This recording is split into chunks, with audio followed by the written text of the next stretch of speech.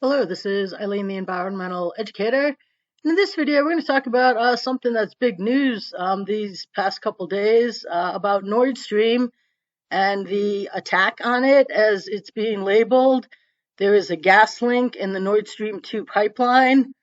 This is a picture of methane coming out from the pipeline. This is natural gas. It's methane. Methane is a greenhouse gas that is way more powerful at retaining heat in the atmosphere than carbon dioxide.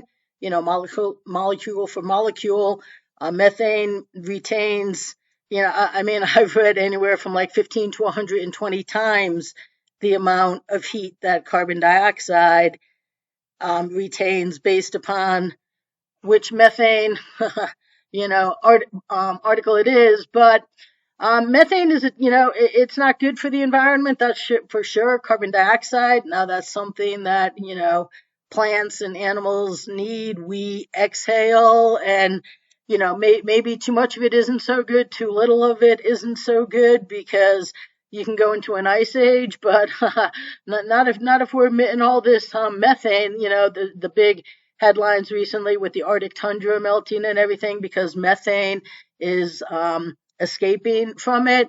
And yeah, it's a really powerful greenhouse gas, and it can potentially wreak havoc, and so these pipelines, they have to be secure. So this right here, targeted attack, was, it was covered a lot of places. Right here, band network, Tucker suggests, yes, the occupation did it, and there's good reason for that, and Tucker goes into it. We'll go into that a little bit here too, but first, the pipeline right here. This is Nord Stream's website. So it says the Nord Stream twin pipeline system through the Baltic Sea runs through Viborg, Russia, to Lubmin near Greifswald, Germany. The pipelines were built and are operated by Nord Stream AG. The Nord Stream route crosses the exclusive economic zones of Russia, Finland, Sweden, Denmark, and Germany, as well as the territorial waters of Russia, Denmark, and Germany. And it says it's a direct connection between Russia and the EU. It says it can move 55 billion cubic metrics of gas a year for at least 50 years. And it was completed in 2011. Its whole purpose is to be a reliable gas source, and its infrastructure for secure gas supply. A 917 kilometer onshore pipeline in Russian territory built by Gazprom connects Nord Stream to the Russian gas transmission system. 2 onshore connections from Greifswald to the south and west of Germany, with a total length of more than 900 kilometers. And it was built for a secure gas supply system. Now, the thing about that is, and maybe why Tucker is pointing fingers here, is it's for a very good reason. It was played in this video. I have a more direct link. So right here, we can just listen to the man himself.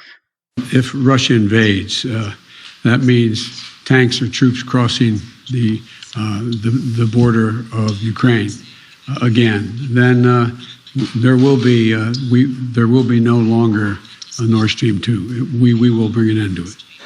How will you do that exactly, since the project and control of the project is within Germany's control? We will, I promise you, we'll be able to do it. Will you commit today? He promises us he'll be able to do it. That's part of the reason why Tucker has made this suggestion. And yeah, Tucker, he did a whole opening about this.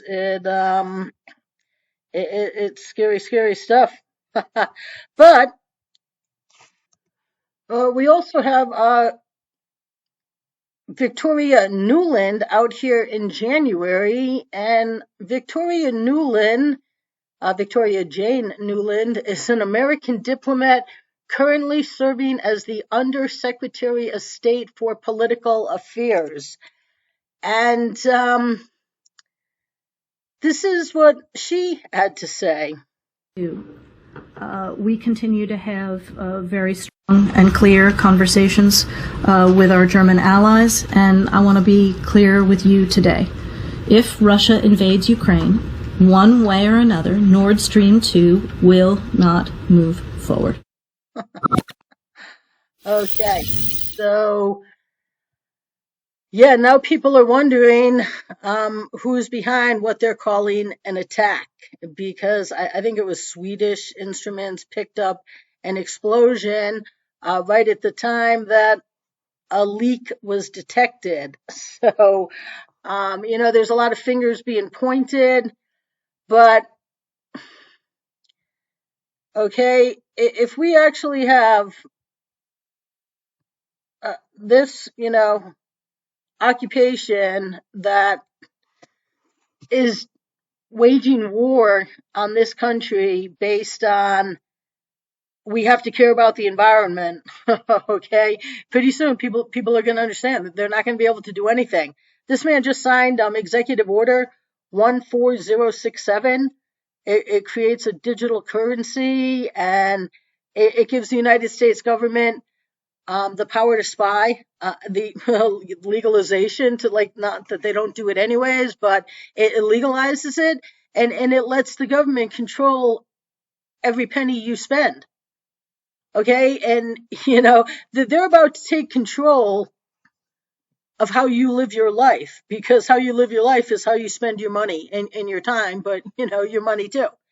And if you don't fall in line with their ridiculous tyranny based on, oh my God, the environment, greenhouse gases, global warming, oh my God, we've got to do something. I mean, I just did a video. Well, actually, no, it's my Friday Funny this week, but a White House official who has nothing to do with the environment saying we've got to care about the environment. I mean, it's going to create havoc if we don't. And these people, they just won't allow solutions.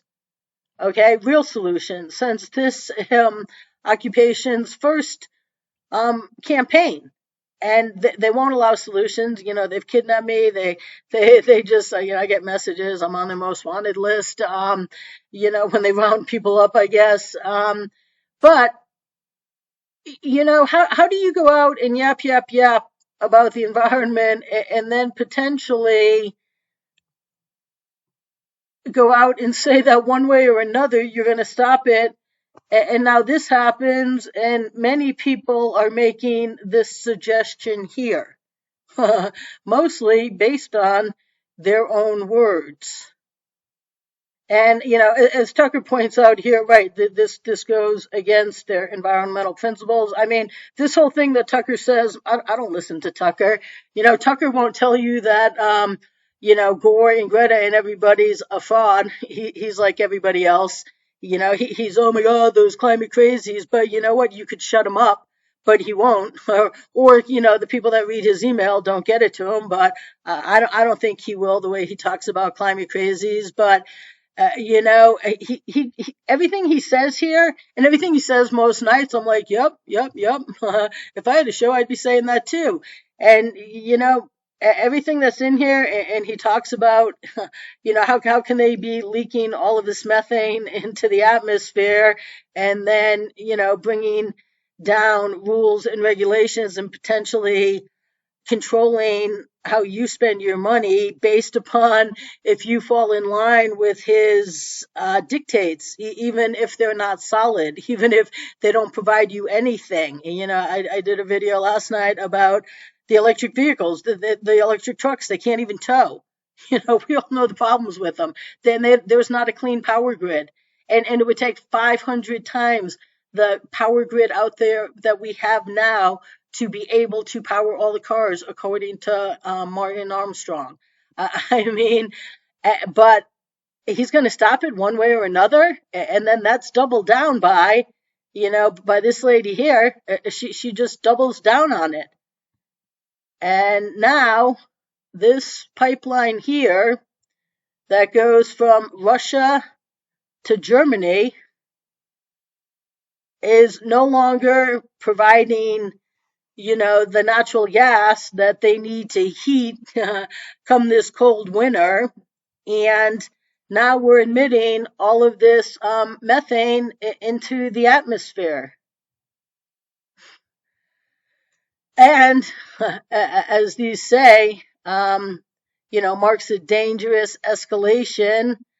And, nuclear, that it's all that's being talked about, and nobody's trying to diffuse the situation except Trump, who just went out there and said, I'll be the intermediate person. I'll work a brokerage deal. I mean, they'll never let him. But hey, you know what else isn't good for the environment? Nuclear war. Yeah, that's definitely not good for the environment. But considering listening to the words of the leaders of the occupation, and this event that just happened, it does have people speculating, and it's just another humanitarian disaster. You want to talk about a humanitarian disaster? Take away the power source or something, and shut down everything on them, and then we're emitting all of these greenhouse gases into the atmosphere.